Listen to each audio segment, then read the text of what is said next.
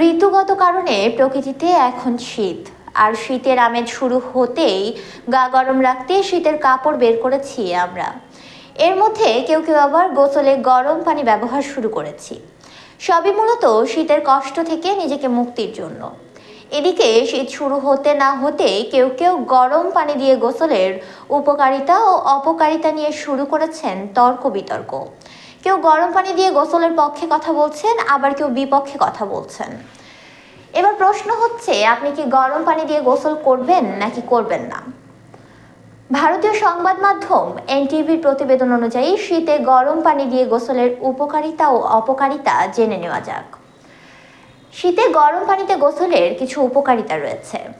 শীতে হালকা গরম পানিতে গোসল করলে পেশি টান টান থাকে, নানা ধরনের চাপও প্রশমিত করে।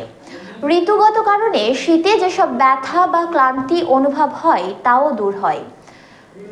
গরম পানি রক্তনালীকে প্রসারিত করে, রক্ত প্রবাহ উন্নত করতে সহায়তা করে। এজন্য ঠান্ডা আবহাওয়ায় গরম পানি দিয়ে গোসল করলে শরীরের রক্ত সঞ্চালন বৃদ্ধি পায়।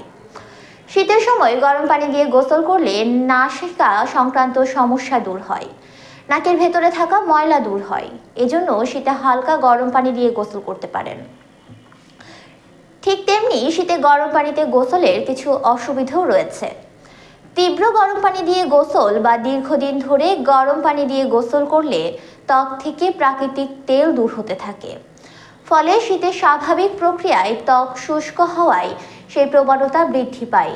এমনকি ত্বক জ্বালাপোড়া ও চুলকানির মতো সমস্যাও হতে পারে।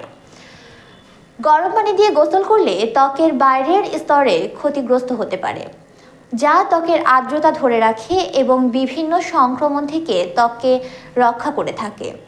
এজন্য ত্বক ভালো রাখতে অনেকেই গরম পানি দিয়ে গোসল করেন না।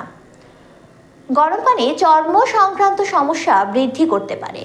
অনেক সময় ত্বকের প্রয়োজনীয় তেল হারিয়ে ফেলে।